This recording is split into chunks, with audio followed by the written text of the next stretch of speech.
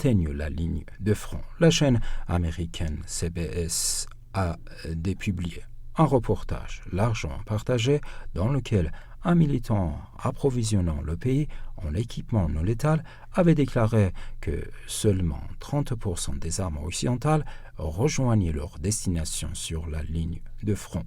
Autocensure ou réelle gaffe. La chaîne américaine CBS a rétropédalé le 7 août et a annoncé dépublier pour mise à jour un documentaire largement partagé sur les réseaux sociaux portant sur le parcours des armes dans l'Occident et non de l'Ukraine. Dans le pays, jusqu'à leur arrivée entre les mains des combattants sur la ligne de front.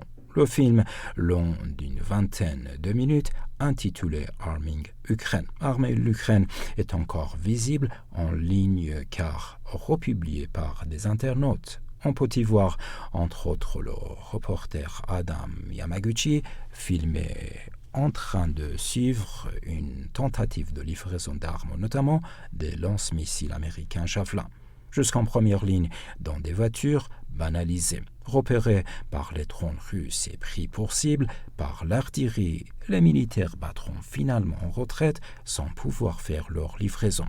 Mais c'est un autre passage qui a attiré l'attention des internautes. On y voit un certain Jonas Orman, un Suédois patron de l'ONG Blue Yellow. Blue Jaune, basé en Lituanie, selon le site de l'OTAN, fournissant des armes non létales destinées aux combattants ukrainiens. Notez que seule part minoritaire des approvisionnements arrivaient effectivement entre les mains de ceux à qui elles étaient destinées. Tout ce matériel traverse la frontière et après il se passe quelque chose comme 30% du matériel peut être atteint sa destination finale.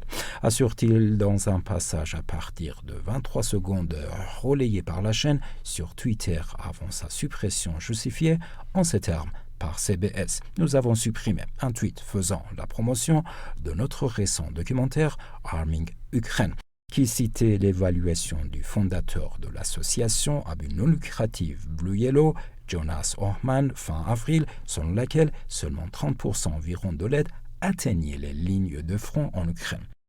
Dans un autre message, le média déclare que l'intéressé estime désormais que depuis que ces propos ont été enregistrés, au mois d'avril, la livraison des armes s'est améliorée. De plus, l'armée américaine a confirmé que l'attaché de défense, le général de brigade Garrick M. Harmon, est arrivé à Kiev en août pour le contrôle et la surveillance des armements, peut-on encore y lire. Toutes ces choses traversent la frontière et après il se passe quelque chose comme 30% peut-être, atteint sa destination finale. Au regard de ces nouveaux éléments, la chaîne se serait alors résolue à dépublier son documentaire pour une mise à jour devant refléter ces nouvelles informations et les diffuser à une date ultérieure.